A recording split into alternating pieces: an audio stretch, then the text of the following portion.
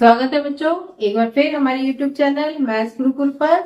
और जो एक्सरसाइज हमारी चल रही थी 3.3 उसका लास्ट क्वेश्चन है। और आपको पता है ये सारे क्वेश्चन किससे करने हैं? प्रतिस्थापन विधि से। ठीक है, तो चलिए स्टार्ट करते हैं। तब तक हमारी वीडियो को शेयर और लाइक करते रहिए और हमारे चैनल को सब्सक्राइब कर लीजिए। इसका ये देखिए क्वेश्चन क्या है, इसका लास्ट क्वेश्चन है 3.3 की थर्ड का लास्ट। 5 वर्ष बाद जैकब की आयु उसके पुत्र की आयु से 3 गुनी हो जाएगी। ठीक है, और 5 वर्ष पूर्व जैकब की आयु उसके पुत्र की आयु की 7 गुनी थी। यानी 2 बार बात हो रही है, 5 साल पहले की और 5 साल बाद की। ठीक है, लेकिन पूछी कौन सी है? वर्तमान आयु उनकी क्या है। तो सबसे पहले जब भी आयु का क्वेश्चन उनकी वर्तमान आयु मान लीजिए। किस किस की मानना है? जैकब और उसके पुत्र की।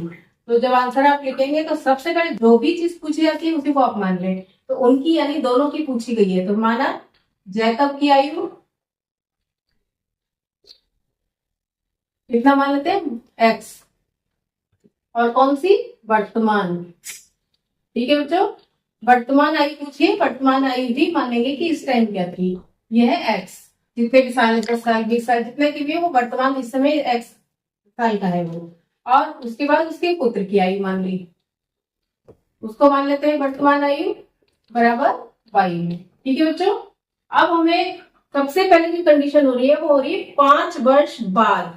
तो जो भी आयु होती है 5 साल बाद कितनी है? मान लो आप आज 11 साल के हैं तो 5 साल बाद कितने हो जाएंगे आप? 11 और 5 16।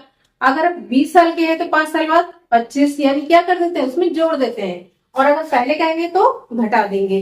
तो इसी तरीके से उन्होंने कहा 5 वर्ष बाद, तो दोनों की 5 वर्ष बाद मान लीजिए। 5 वर्ष बाद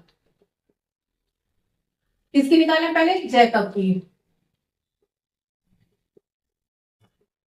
कितनी हो जाएगी? 5 वर्ष बाद की बात है, यानी कि उसमें 5 साल और जुड़ गए। और 5 वर्ष बाद उसके जो पुत्र है उसकी कितनी हो जाएगी? उसमें भी क्या होगा? 5 साल जुड़ जाएंगे। तो y में 5 साल जुड़ गए, y प्लस 5।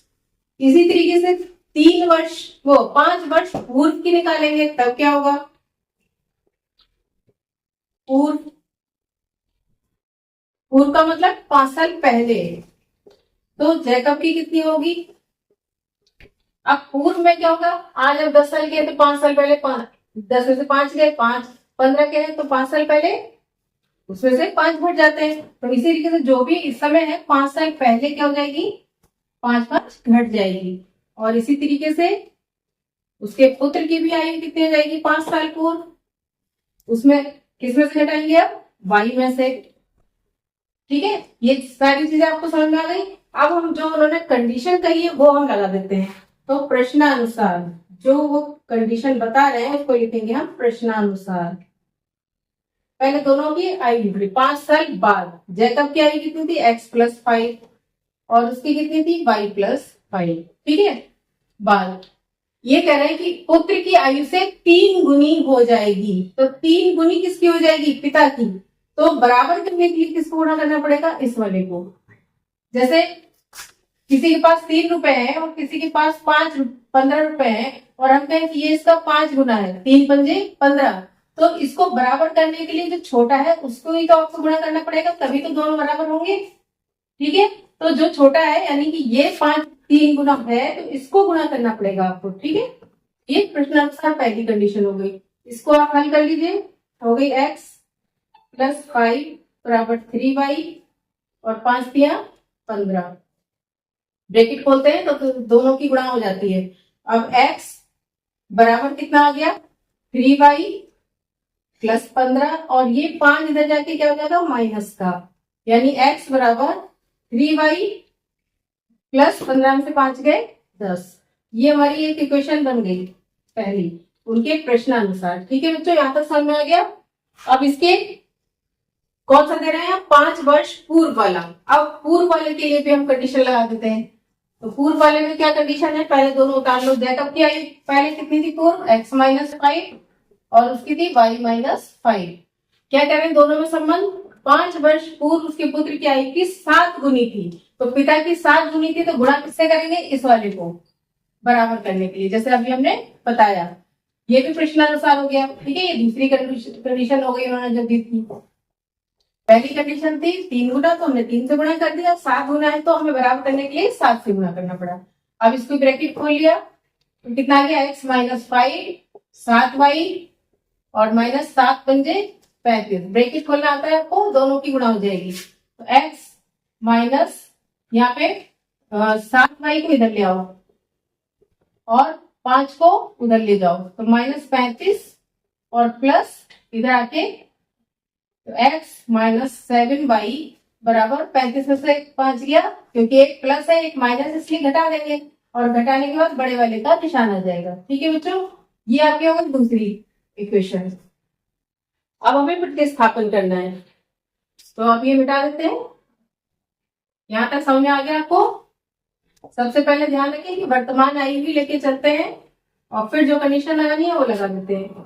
तो हमारी पहली इक्वेशन में x का मान ये आया था आपका, x का मान समीकरण 2 में रखने पर,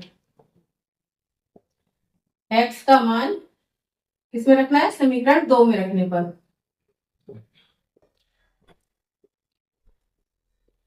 हमें y का मान आ जाएगा, जबकि दोनों भी y में बन जाएंगे। तो समीकरण 2 हमने उतार ली पहले, x माइनस 7y बराबर माइनस 30। अब x की जगह आप ही रख देंगे, कितना था 3y प्लस 10। ये पूरी x की जगह ऐसे ही उतार दिया, जो x की वैल्यू थी वो ये हमारे पास ये थी। माइनस 7y हमारे पास पहले से है और बराबर माइनस 30।